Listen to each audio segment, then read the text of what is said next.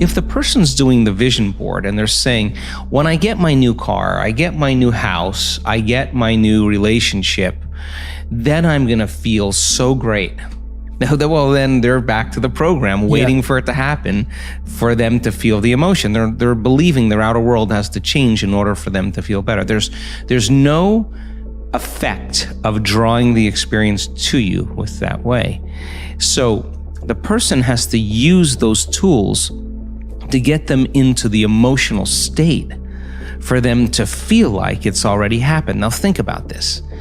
If you get up from a creative process and you feel grateful, you feel a love for life, you feel a joy for existence, you feel a passion for the moment, you will not be looking for your future because you'll feel like it's already happened. It's the moment that we start feeling those self-limiting emotions that we feel separation, and then we start looking for it again. Well, then if you're waiting, you're not creating, you're in separation again. So then whatever it takes for you to move into a state of being. And what is a state of being?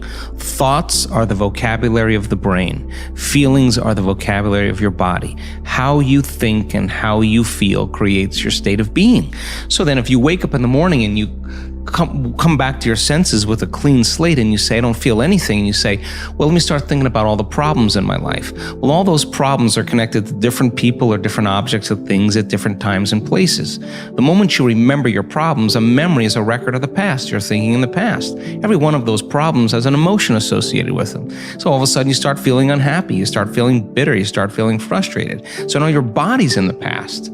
So then most people then create a state of being that's connected to their past. And if they're in the familiar past, then they are going to crave the predictable future and they're going to fall back into routine. So then we want people then to get very clear on that vision of their future, however they do it, and begin to combine that clear intention with an elevated emotion.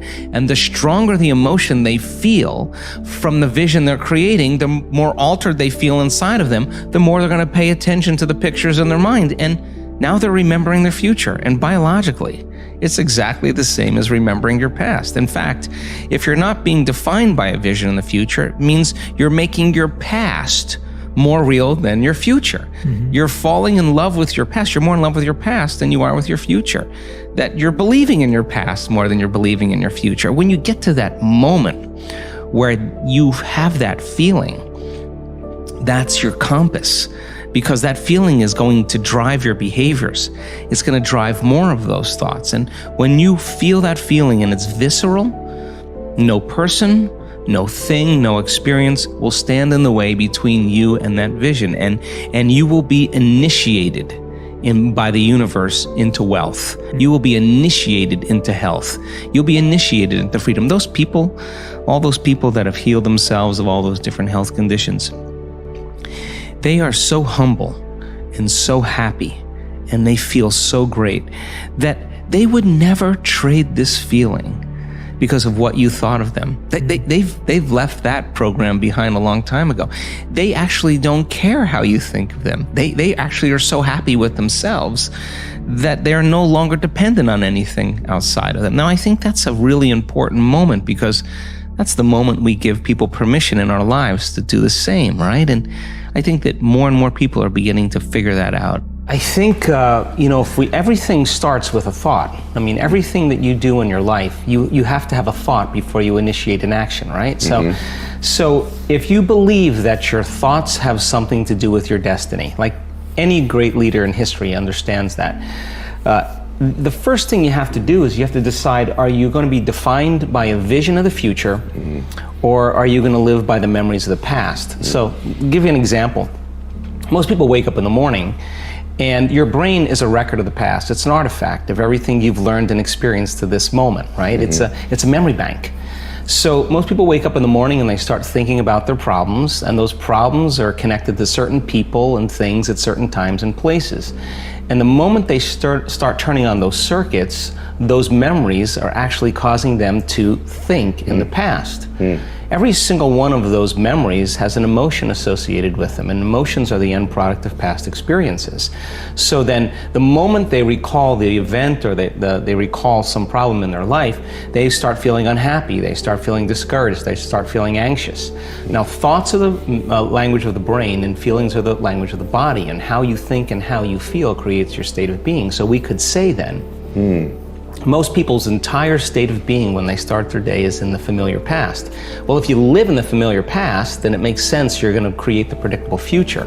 So what happens for most people is they get stuck in their biology. So think about this.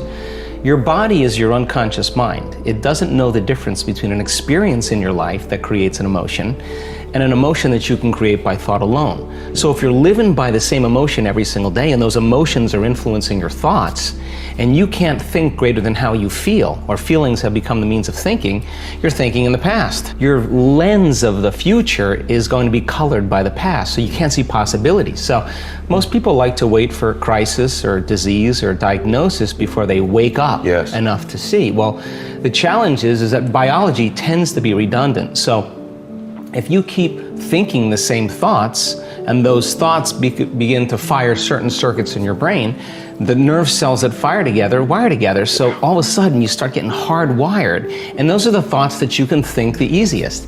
At the same time, those thoughts produce chemicals called emotions, and the next thing you know, your body gets accustomed to living by the same emotions, and it could be guilt, it could be unhappiness, it could be pain, but at least it's familiar to you, at least you can predict it. So some people would rather cling to the familiar than take a chance in possibilities. So for most people then, they say, well, I don't really see how my thoughts have anything to do with my destiny. Well, that's because 95% of those thoughts are subconscious programs, right? So you're not even conscious that you think those thoughts. So the first step to change is starting to think about what you've been thinking about and change it. And then when you begin to observe those thoughts, you're no longer the program, you're the consciousness observing the program. Just simply by being an observer of your thoughts. Right, so most people though, when you do that, when you decide to really take a look, it's like lighting a match in a dark place.